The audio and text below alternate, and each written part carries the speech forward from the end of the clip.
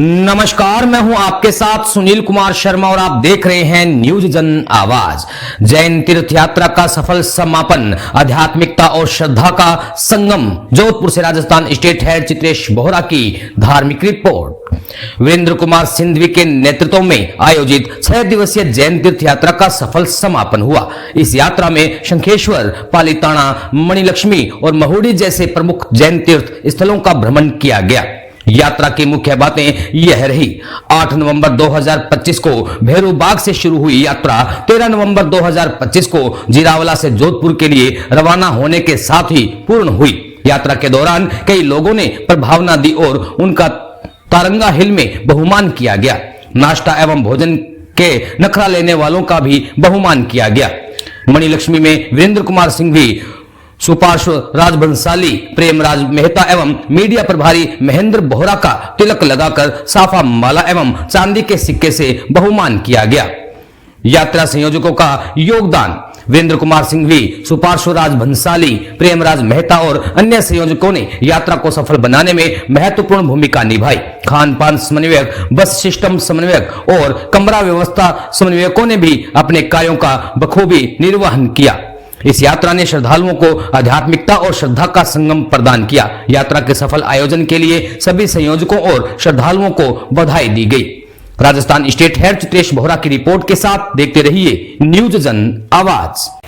भैरू बाग संस्था द्वारा संचालित इस संघ का हिस्सा बनने पर मैं नीतू सिंघवी अपने आप को बहुत गौरवान्वित महसूस कर रही हूँ। यह मेरा संघ यात्रा का पहला सुखद अनुभव रहा। इस संघ यात्रा के दौरान बहुत ही महत्वपूर्ण तीर्थ स्थल जो आध्यात्मिक और धार्मिक दोनों ही दृष्टि से महत्वपूर्ण हैं। इन तीर्थ यात्राओं में से प्रमुख न्यू तारंगा हिल जो कलात्मक दृष्टि से बहुत ही सुंदर तीर्थ है, जो मैंने पहली बार दर्शन करने का अनुभव लिया वहाँ। इसके अलावा मणिलक्ष्मी तीर्थ जो एक बहुत ही बड़ा, विस्तृत और भव्य बना हुआ तीर्थ स्थान है। और मैं आप सभी से निवेदन करती हूँ कि अपने जीवन काल में एक बार इस तीर्थ यात्रा पर ज़रूर जाएं। आप भी तीर्थ यात्रा करते हो, ये तीर्थ यात्रा आपको जो संघ पर लेकर आए हैं संघ, इसमें आपको कैसा महसूस हुआ?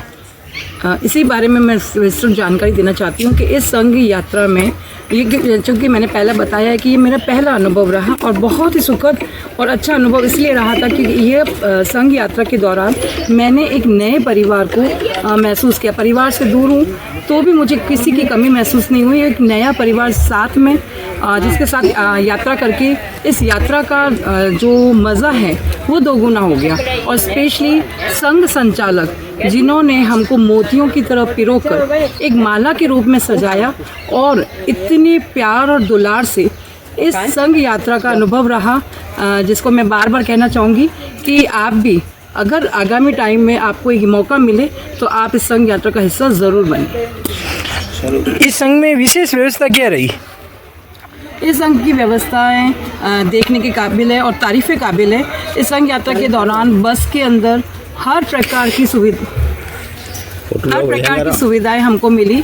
खाने पीने के अलावा हमारा चिकित्सक रूप से भी किट साथ में था। इसके अलावा कहीं रुकने की व्यवस्था हो, चाहे किसी भी छोटे से छोटे बच्चे को भी अगर कोई डिमांड हो, उस डिमांड को पूरा किया गया। और बहुत ही आत्मीय भाव से एक अतिथि वाला जो अनुभव है वो हमें संघ यात्रा में रहा। आपका परिचय? मेरा नाम नीतू सिंघवी है और बस मैं बहुत खुश हूँ। तो मैं ये ज़रूर कहना चाहूँगी कि आपको भी अगर इस प्रकार से भैरू बाग तीर्थ द्वारा संचालित किसी भी संघ यात्रा में जाने का अवसर मिले तो बिल्कुल भी ना चूकें। यहाँ पर बच्चों की धार्मिक पढ़ाई वगैरह करवाई जाती है। वैसे तो देखने के लिए जाए तो हर जगह पे बच्चों को ऐसे टेबल के ऊपर बिठा के जिम्माते हैं, लेकिन यहाँ पर अपनी भारतीय परंपरा के अनुसार बच्चों को बिठाकर ही खाना खिलाया जाता है। बच्चों को नहीं, सिर्फ जो बड़े बुजुर्ग वगैरह हैं उनको भी अगर चाहिए तो उनको भी बिठा के। ये संस्था कितने साल पुरानी है और ये बेड़ा आप कब से उठा रहे हो? इसलिए संस्था अभी मैं नया ज्वाइन हुआ हूँ, इसलिए संस्था कब से वो मुझे भी ध्यान में नहीं है।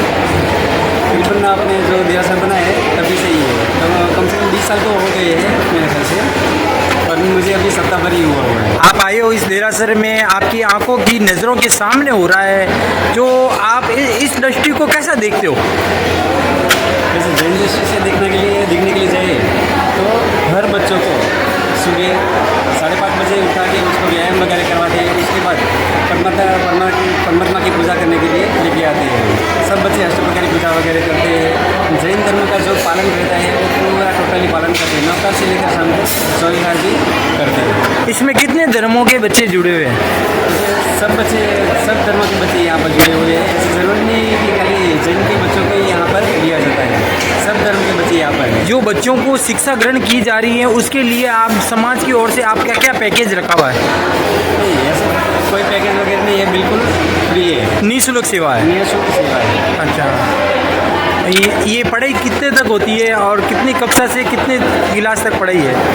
यहाँ पर बच्चों को 6 से लेकर 10 तक की पढ़ाई करवाई जाती है।